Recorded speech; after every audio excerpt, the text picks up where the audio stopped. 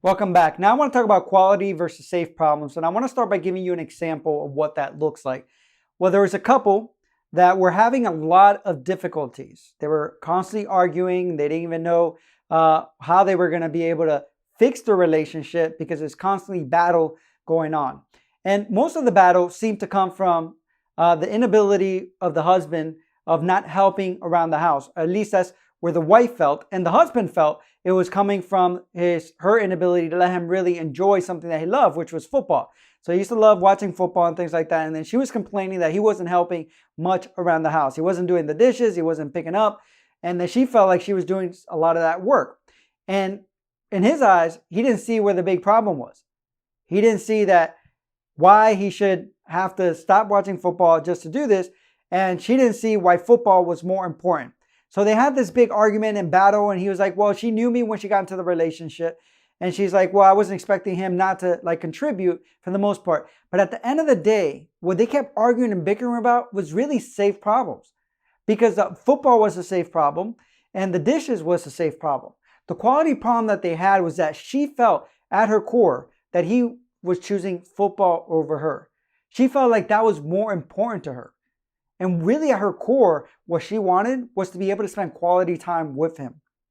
And at the core, he felt like she was making him choose between something that he really enjoyed instead of being able to enjoy that and possibly also help, because he felt like he was still doing dishes, helping around the house.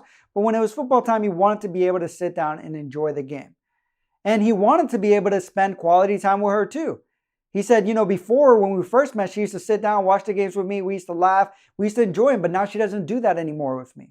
So at the end of the day, at their both core was that he was feeling like she wasn't spending quality time the way they used to. And he was feeling like she was trying to take something away from him, while she was feeling like he wasn't spending quality time.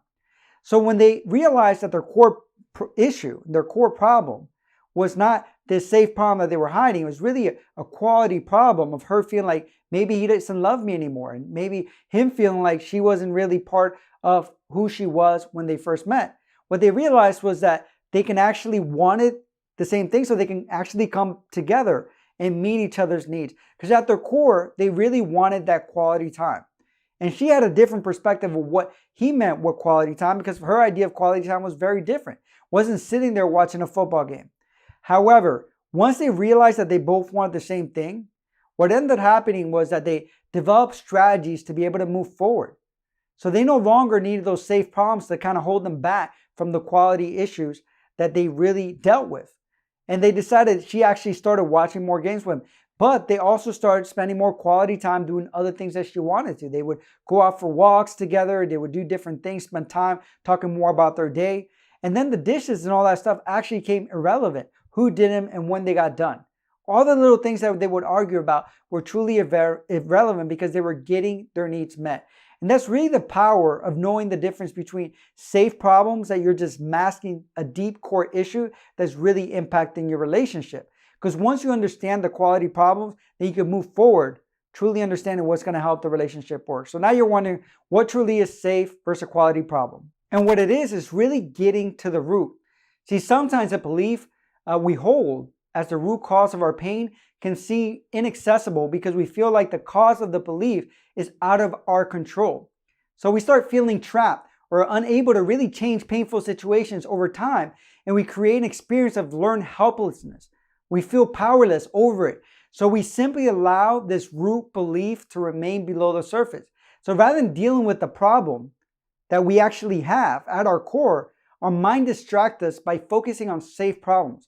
So I want to give you an example of how dramatically safe problems can impact our lives, and we might not even be aware of them. So I once worked with a counseling client that had severe anxiety, and she was hearing voices and seeing things. She had self-injuring behavior, so she was cutting herself, and her life was spinning out of control. However, those problems were actually an accumulation of safe problems that her mind had actually created to help her avoid having to face situations that she was actually dealing with at home. So she was avoiding a quality problem by creating all these safe problems. So people around her were trying to treat the anxiety and other issues, but these methods were not actually addressing the root cause of her emotional behavior. So it wasn't helping, it was actually making the situation worse. So the root cause was that she was living with a man who had sexually abused her as a child. And he was still putting cameras to spy on her and doing other things that invaded her privacy. To top it off, her mom was actually aware of what was happening, but she was choosing to side with the stepdad. Therefore, it was easier for her and her family to focus on her having anxiety disorder rather than having to confront the fact that the people that were actually supposed to be protecting her were actually the ones harming her. So once she realized that this was the root of her anxiety and self-injuring behaviors because she had masked it for so long, she faced a real issue. And what she actually did was that she moved away and made changes to her environment and really transformed her life. And what's crazy, during that time, the anxiety and voices started diminishing. And that need to protect herself kind of stopped.